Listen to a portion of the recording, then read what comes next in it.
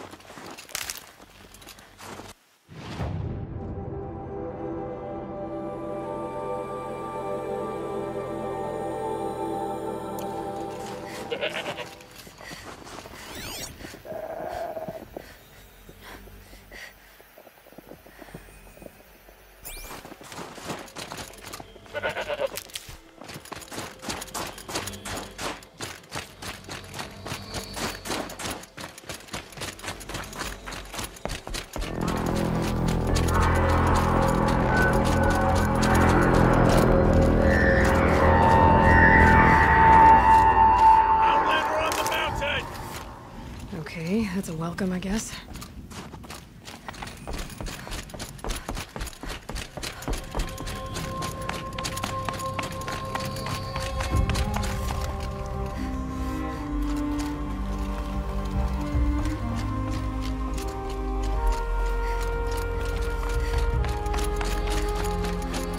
Ha! You sure you'll be warm enough up here, Nora? I've worked up a sweat from the climb.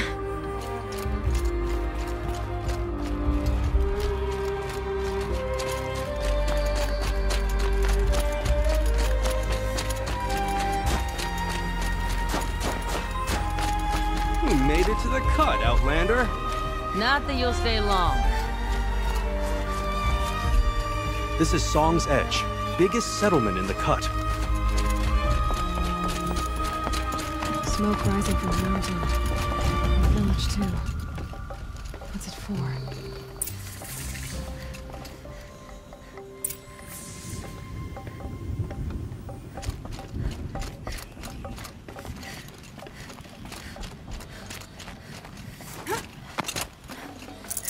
In times like these, we must not forget the importance of ceremony.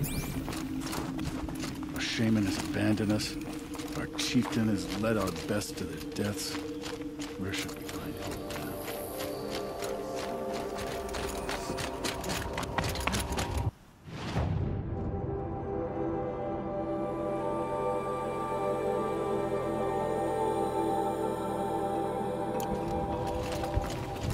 The ray's been gone a long time.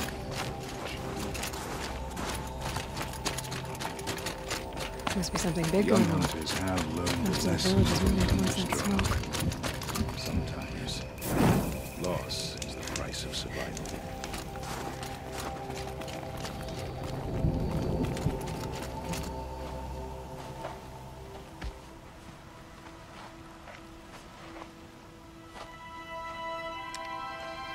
Get ready for a rare sight, Nora.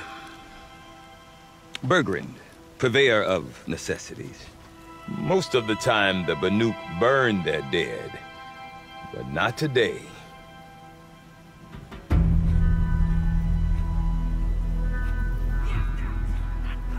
Because the bodies couldn't be recovered. Aye, a nasty business. All their best warriors lost. So they're getting a different kind of send-off.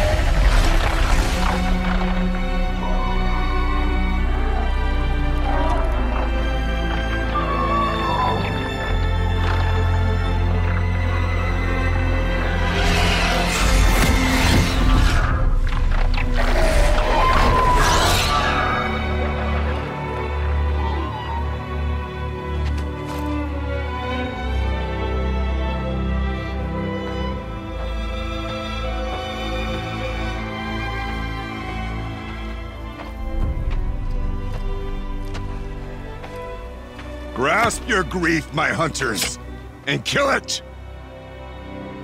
For our kin sees the fate all Banuk long for. Falling with their spears striking steel. Their struggle is over now. You have witnessed their spirits rise up into the blue sky and beyond to the blue light. But our struggle is only beginning. Soon, we will again take up the hunt against the demon that frenzies the machines against us. And so I ask you, can you summon the courage of our fallen kin?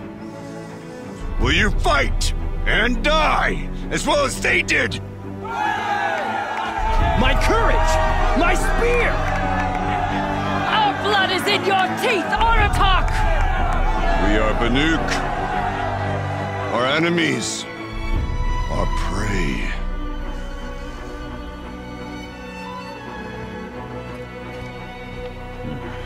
The daemon. That frenzies the machines. Machines that wiped out their best. And what do they want to do? Go back up there. Fools. A little advice. For free. Aloy. Aloy. I've been up here for 2 long winters, and I still can't make sense of the Banuk. Take this ruckus. It started with one of their shamans, Aurea, spouting on about spirits and demons up on Thunder's drum. So they march their Warwick up there, and half of them get slaughtered by machines. When Aurea vanished, I thought the crazy might have gone with her, but no. Here's Big Aratak, gearing them up to do it all over again. You said you've lived out here for 2 winters? Aye. Back home, some fur traders told me about this still-forsaken heap of tents. Good location. Ripe for change. We were barely scraping by until this place started filling up for Aurea. A great prophet is coming, they said. I heard prophet. Honest mistake. Not that the Banuk are stingy, they just prefer to keep trade among themselves. We could get through to enough of them. We could really put this place on the map. Or at least on a map. We? Me and my daughter. My assistant, Varja. My assistant and my daughter. We seem to get along better as business partners. Her mother wanted me to show her a trade. She started tinkering with weapons. Say, when you need a break from this Banuk carry-on, stop in and see her. You're both, how do I put it? Women? No. Independent. Look for her at Long Notch, the easternmost Banuk camp. What is it about the Banuk you can't make sense of? Well, everything's a test to them. A hardship to endure. A challenge to survive. Seems like they don't have much of a choice in a place like this. Yeah. A land cold enough to crack teeth. Filled with wild animals. You think they'd accept a little reasonably priced aid. Don't believe me, I've tried to convince them. But a Banuk with nothing left to prove might just lie down and die. Is Aratak a renowned warrior around here? He's a Warwick chieftain. His voice carries a lot of respect. Not that you hear much of it. Man talks about as much as a dead fish. But when he and Aurea came to town with their Warwick, it drew more Banuk to this little burg than I'd ever seen. Know what else I saw, Aloy? My own little trade route, stretching all the way back to the claim.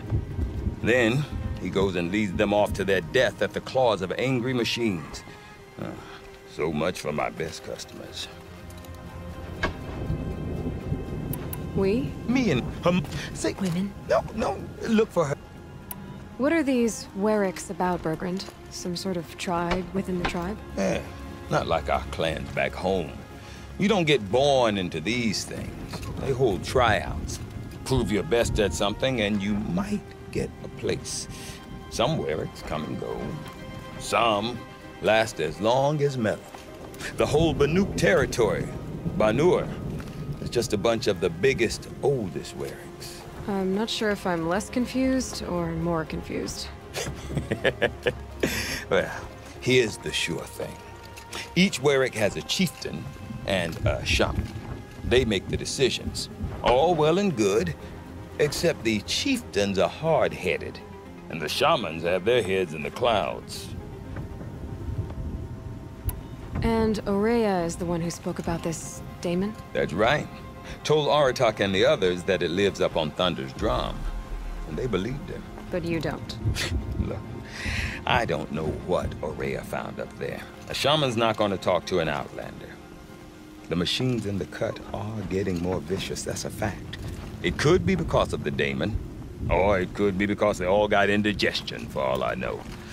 But Aurea's not around to explain. She took off, and no one knows why. Have you ever heard of a man named Silence? Tall, deadly serious, cables in his skin? Like a shaman? I've heard that name once or twice, but always whispered. Like some boogeyman the Banuk want to forget. I'm not sure what went down, but I got the impression he messed with the Conclave. Or they messed with him. Conclave? All the most important shamans gather in Banur from time to time to keep up with the latest mumbo-jumbo. No idea how they all fit into one tent without those crazy headdresses getting locked up on each other. Aurea's been to that shindig, but when I asked her what it's like, she just gave me a dirty look. So if you want to know more, you'll have to find her and make her like you, I guess. Good luck. I want to know more about this daemon. It's crazy talk, Aloy. Or there's something to it. Something connected to how the machines behave. Then you need to find Aurea. She was last seen headed for the mountains they call the Ice Rasps. I've heard only the shamans know the trail beyond those frozen peaks. But I do know where you could find her apprentice, Naltuk. He went north of the river, chasing rumors. Rumors? Not the good kind. Sudden attacks in the snow. Strange new structures. Some say a new machine, like no one's seen before. Well, now I'm definitely interested. Thanks for the talk, Bergrand. Don't mention it. I wonder if Aratak could tell me more about Aurea or Thunder's drum. Might be worth a shot. Some of us have real responsibilities and don't have time to spend all day...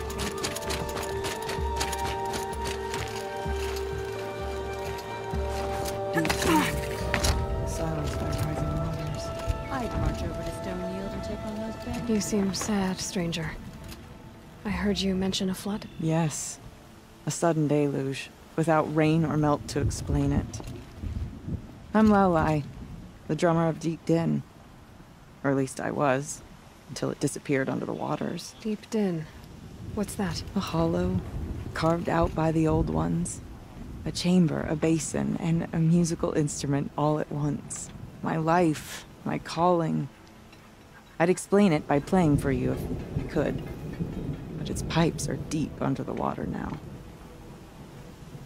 So Deep Din is a place, and a musical instrument? Yes. Pipes that carry a perfect tone beneath a sonorous basin. A wondrous edifice the old ones used to carry music far and wide. During the war, my father played the pipes to rally the Banuk against the Karja. I'm the drummer now. But our battles are few and far between. Mostly I play for the joy of it. Or to remember my family. Of course, if the waters don't recede, what's the point of joy? Or remembering? So the waters came fast. One day it was dry. The next, the nearby river had risen and the entire basin was flooded. I don't understand it. There was no rain, not even any clouds, and yet the river rose higher than I'd ever seen it. And there it remains. A flood without rain. That is strange. Where is this place? I'll have a look if I'm in the area. Just northwest of here. Look all you like, but I don't see what good it'll do. The floodwaters aren't going anywhere. How does one ask a river to relent?